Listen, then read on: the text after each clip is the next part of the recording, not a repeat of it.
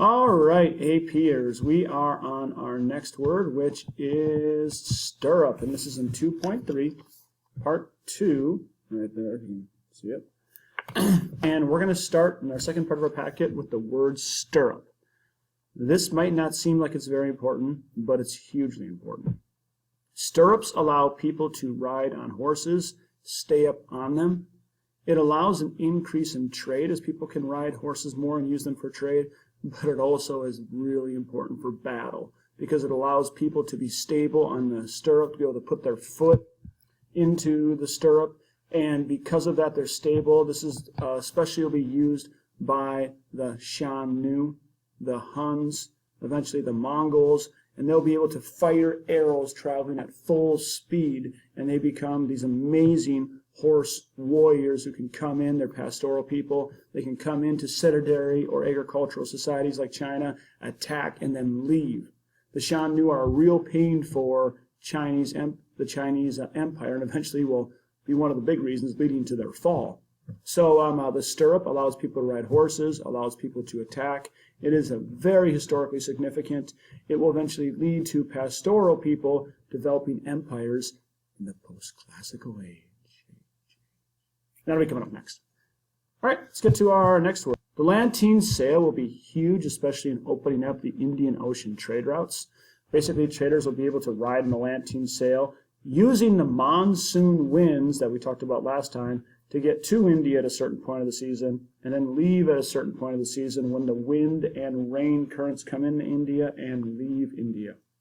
The Lantine sail will be used to go for the wind and also can go against the wind. You can move the sail so you can actually travel against the wind on a sailboat. I don't know how that works, but I know it can be done. So the Lantine sail is very important. It increases trade, especially in the Indian Ocean trade route. Here we have some other pictures of what the Lantine sails look like. This will increase trade by maritime trade, and eventually will be an inspiration for boats that will be able to make it across the Atlantic to the Americas. That won't come up for a while, though. But the Lantine sail increases trade in the Indian Ocean, and very significant for moving products back and forth. Makes the Gupta Empire much richer at this time as well. Here's an important word I should have covered earlier, and I didn't. It is the laws of Manu.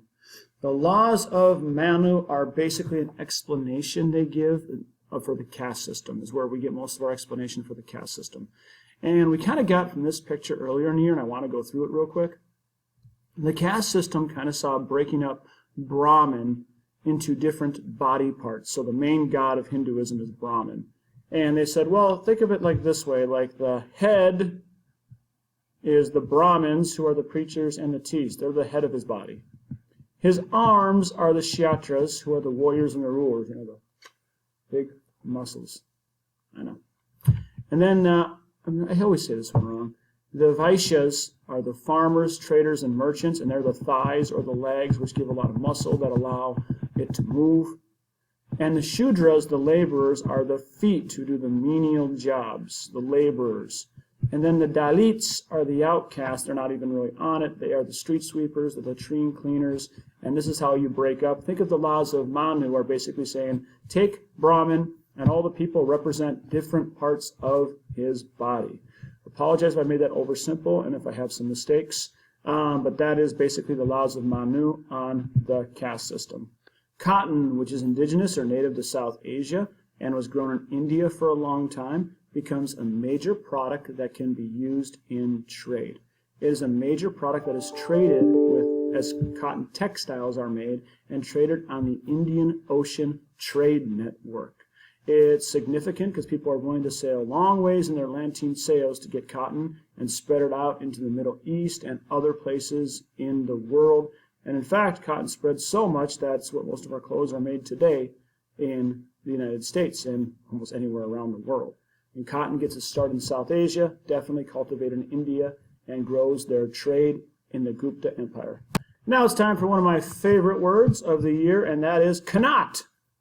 Cannot just gives me the chance to make so many bad jokes. You cannot be serious, Mr. Wood. You cannot believe what the Persian Empire did, Mr. Wood. All right, I'll stop. What are cannots? Qanats are basically wells that are made to bring water to desert areas. We can take a closer look here at what a qanat is. Come on, let's get a closer look there.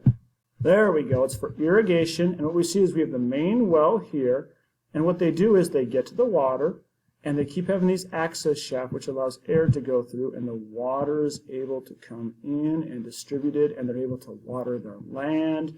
They're able to get drinking water, and all of this can be done with the qanats. If you weren't able to dig these wells and get down to the water, much of living in Persian Empire, for example, would have been impossible.